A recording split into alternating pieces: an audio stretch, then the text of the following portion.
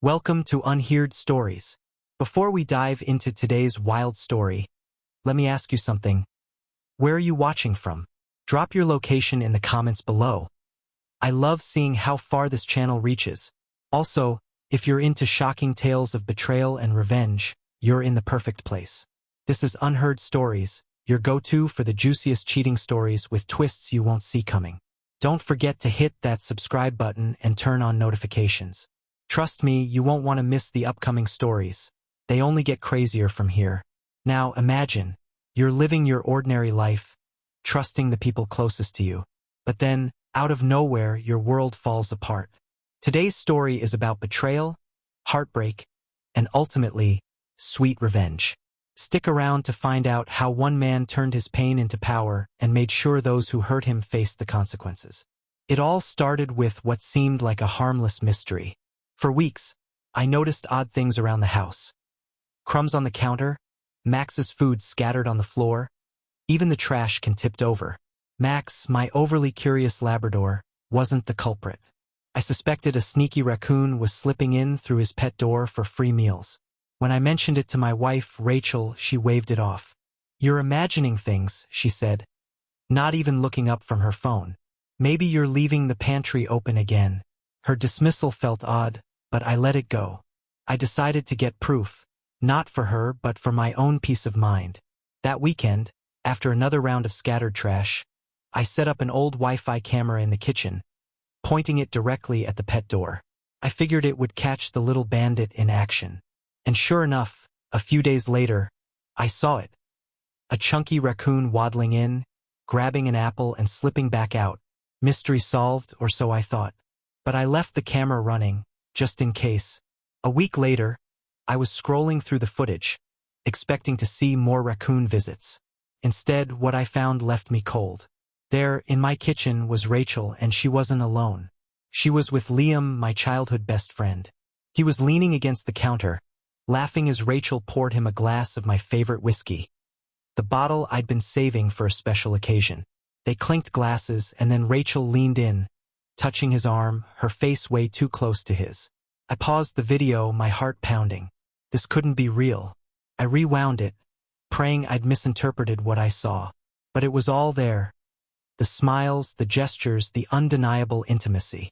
My first instinct was to confront Rachel immediately, but something held me back. I needed answers. How long had this been going on? Why Liam? Why in my house? I saved the footage and set the camera to keep recording. That night I couldn't sleep. My mind replayed the scene over and over, each detail stabbing deeper into my heart. One thing was clear. This wasn't over. The next morning, I couldn't shake the footage from my mind. I reviewed more clips and found what I feared. A pattern. 2 days earlier, Liam had arrived just after I left for work. Rachel greeted him at the door, smiling like she'd been waiting for him. He kissed her, not on the cheek but on the mouth, and she kissed him back. Another clip showed them sitting at the kitchen island, laughing and drinking. "Ryan doesn't have a clue," Rachel said, her voice light and teasing. Liam smirked, raising his glass. To clueless husbands, he joked. The arrogance, the mockery, it wasn't just the affair. It was the disrespect, right there in my own home. My hands shook as I saved the recordings. I wasn't going to let this slide. Not by a long shot. Instead of confronting Rachel, I focused on gathering evidence. Every time she left the house, I reviewed the footage and backed it up on multiple devices. I also started keeping a journal, documenting everything, her behavior, her excuses, her constant texting.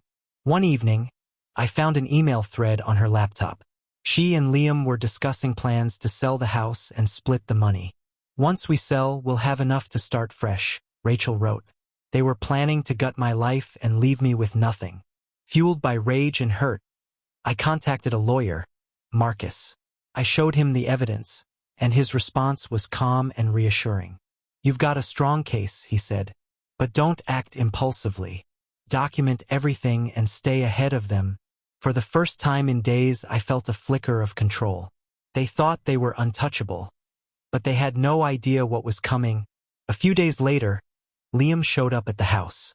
When I opened the door, he greeted me like nothing was wrong. "Hey, "Is Rachel home?"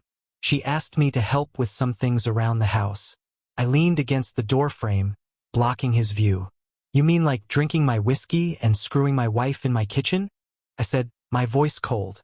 Liam's face went pale. He stammered, trying to explain, but I cut him off. "Don't insult me, Liam.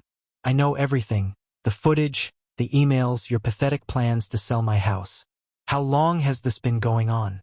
He tried to apologize, but I wasn't interested. "Get off my property," I said. "If I see you here again, you'll regret it." He left, and for the first time I felt a small sense of satisfaction. But I wasn't done. This wasn't just about exposing their betrayal. It was about taking back control and ensuring they paid for every ounce of pain they'd caused me. I didn't want to lash out in anger. I wanted to destroy them with precision, step by step, leaving no room for escape. The first step was locking Rachel out of every financial resource. I contacted the bank and immediately froze our joint accounts, leaving her access to only her personal funds. The shared credit cards were canceled, and I transferred my savings into a separate account under my sole control. When she tried to pay for groceries and her card was declined, she stormed into the living room, phone in hand. "What's going on with the accounts?" she demanded, her tone sharp and accusatory. I didn't even look up. "I separated our finances," I said flatly. "You can't do that. We're married," she shrieked. "Not for much longer," I replied, meeting her furious gaze. "Check your email. Marcus sent the divorce papers this morning." Her face went pale. She wasn't expecting me to fight back, and she definitely wasn't expecting me to be this prepared. But I wasn't just stopping at the divorce. I had a much bigger plan in motion. The next day, I turned my attention to Liam. He thought he could walk away unscathed, but he underestimated just how far I was willing to go. I dug up every piece of dirt I had on him. The incriminating emails with Rachel, the timestamps showing how he'd used company resources for his personal rendezvous, and footage of him lounging in my home while I was at work. I compiled everything into an anonymous email and sent it directly to his boss. Within days, Liam was suspended from work, his reputation shattered. I heard through Greg, a mutual friend, that he was spiraling. "He's been saying it's all a misunderstanding," Greg told me, his tone skeptical. "But no one's buying it." I didn't stop there. Using the footage and emails, I made sure his wife found out the full extent of his betrayal. I wasn't just exposing the affair. I was ensuring his entire web of lies came crashing down. Last I heard, his wife left him, and he moved back in with his parents, jobless and humiliated. While Liam's life fell apart, Rachel realized the walls were closing in on her. When she discovered her joint accounts were frozen, she stormed into my office, her face twisted with anger. "You can't do this to me," she yelled. "You're punishing me for one mistake." I leaned back in my chair, my voice calm but icy. "One mistake? You didn't just cheat, Rachel. You plotted to sell our house, steal half of everything I've worked for, and leave me with nothing. This isn't punishment. This is justice." Her attempts to manipulate me into forgiveness were pathetic at best. She tried tears, apologies, even turning the blame on me for not being there for her. But I didn't waver. "You wanted freedom, Rachel. Now you've got it. Just not the way you planned." I wasn't done yet. I replaced the locks on the house and updated the security system, ensuring Rachel couldn't come and go as she pleased. I boxed up all her belongings and stored them in the garage, ready for her to take when she finally moved out. When the court date arrived, I was fully prepared. Marcus presented the evidence, the videos, the emails, and the detailed timeline of Rachel's financial deceit. The judge didn't just side with me. He granted me full authority over the sale of the house. Rachel's share of the proceeds was slashed due to her misconduct, and I walked away with the upper hand. Watching Rachel unravel in court was the final piece of satisfaction. She tried to play the victim, claiming I was controlling and vindictive. But the evidence spoke for itself, and by the end of the hearing, she looked like a shell of the confident woman who had once mocked me. With Liam disgraced and Rachel stripped of her leverage, I felt an unfamiliar sense of calm. They thought they could tear my life apart and walk away unscathed. But they didn't just lose the game, They were utterly crushed by their own arrogance and betrayal. When I handed over the keys to the new owners of the house, I felt nothing but relief. The chapter was closed, and I was finally free. They had underestimated me, but now they were living with the consequences.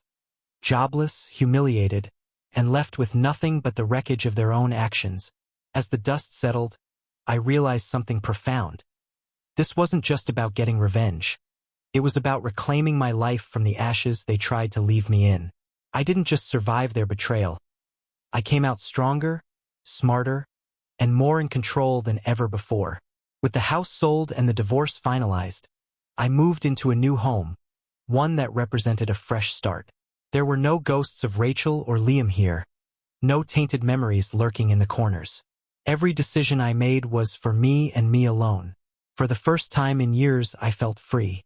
I channeled my energy into rediscovering myself. I rebuilt my confidence piece by piece. Reconnecting with old friends Rachel had driven away and picking up hobbies I'd forgotten during our marriage.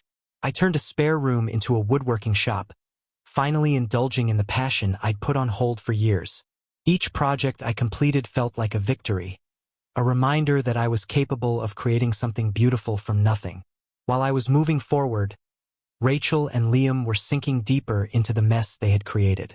Rachel's attempts to salvage her reputation failed miserably. Word of the divorce and her betrayal spread quickly, and the friends who once admired her now saw her for who she truly was. Her pleas for sympathy fell on deaf ears, leaving her isolated and bitter. Liam's life was in ruins. Jobless, disgraced, and abandoned by his wife, he disappeared from our social circle entirely. The man who once strutted into my home with arrogance now lived in obscurity, consumed by the fallout of his own actions. Did I feel sorry for them? Not even a little. They had made their choices, and now they were living with the consequences. Watching their downfall wasn't about gloating. It was about knowing they could no longer hurt me or anyone else. One evening, as I sat on the porch of my new home with Max resting his head on my lap, I felt a deep, unshakable peace. The man who had once been blindsided by betrayal was gone. In his place was someone stronger, someone who refused to be defined by the actions of others. Looking back, I realized I owed them nothing. Not forgiveness, not understanding, not even my anger. They were a chapter in my life, and now that chapter was closed. My story wasn't about them anymore. It was about me and the life I was building. If there's one thing I've taken from all of this, it's this: never ignore the signs, no matter how small. Trust your instincts, even when it's easier to look the other way. And most importantly, never settle for less than you deserve. This experience didn't break me. It sharpened me. It taught me that the best revenge isn't just about making others pay. It's about rebuilding your life into something they can't touch. And that's exactly what I've done. As the sun set and the world around me grew quiet, I felt something I hadn't felt in years: contentment. My life wasn't perfect, but it was mine again. And that was more than enough. What would you have done in this situation? Let me know in the comments. I love hearing your thoughts. And while you're there, make sure to like this video and share it with someone who loves gripping revenge tales. And don't forget to hit that subscribe button right now. We have so many more jaw-dropping stories coming your way, and trust me, you won't want to miss them.